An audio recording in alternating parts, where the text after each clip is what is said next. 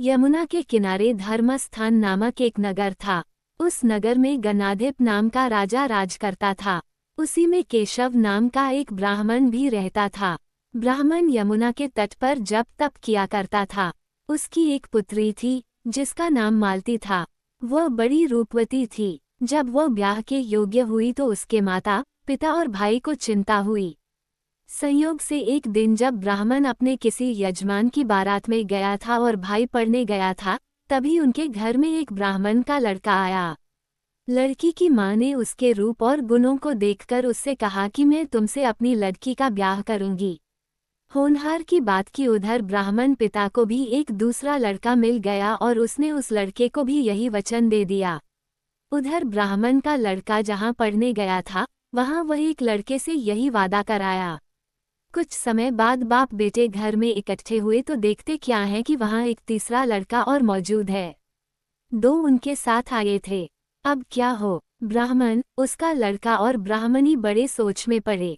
दैवयोग से हुआ क्या कि लड़की को सांप ने काट लिया और वह मर गई। उसके बाप भाई और तीनों लड़कों ने बड़ी भाग दौड़ की, जहर झाड़ने वालों को बुलाया, पर कोई नतीजा ना निकला। सब अपनी अपनी करके चले गए। दुखी होकर वे उस लड़की को शमशान में ले गए और क्रियाकर्म कराए। तीनों लड़कों में से एक ने तो उसकी हड्डियां चुन ली और फकीर बनकर जंगल में चला गया। दूसरे ने राख की गठरी बांधी और वहीं झोपड़ी डालकर रहने लगा। तीसरा योगी होकर देश देश घूमने लगा। एक दिन की बात है, वह तीसरा लड़का घूमते घामते किसी नगर में पहुंचा और एक ब्राह्मणी के घर भोजन करने बैठा। जैसे ही उस घर की ब्राह्मणी भोजन परोसने आई कि उसके छोटे लड़के ने उसका आंचल पकड़ लिया। ब्राह्मणी का आंचल छोड़ ही नहीं रहा था। ब्राह्मणी को बड़ा गुस्सा आया।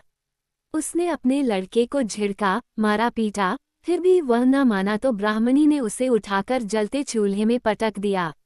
लड़का जलकर राख हो गया।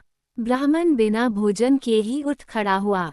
घर वालों ने बहुतेरा कहा, पर वह भोजन करने के लिए राजी न हुआ। उसने कहा, जिस घर में ऐसी राक्षसी हो उसमें मैं भोजन नहीं कर सकता। इतना सुनकर वह आदमी भीतर गया और संजीवनी विद्या की पोथी लाकर एक मंत्र पढ़ा।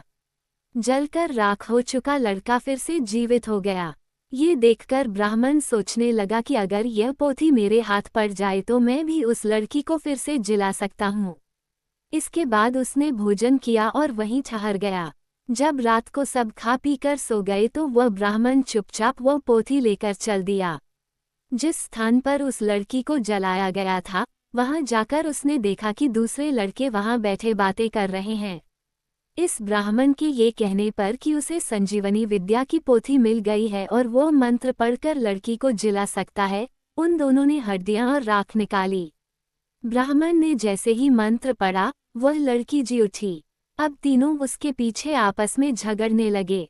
इतना कहकर बेताल बोला, राजा, बताओ कि वह लड़की किसकी स्त्री होनी चाहिए। राजा ने जवाब दिया, जो वहां कुटिया बनाकर रहा उसकी। बेताल ने पूछा, क्यों? राजा बोला, जिसने हड्डियां रखी वो तो उसके बेटे के बराबर हुआ। जिसने विद्या सीखकर जीवन दान दिया वह बाप के बराबर हुआ। जो राख लेकर रमा रहा वही उसकी हकदार है। राजा का ये जवाब सुनकर बेताल फिर पेड़ पर जा लटका। राजा को फिर लौटना पड़ा और जब वो उसे लेकर चला तो बेताल ने तीसरी कहानी सुनाई।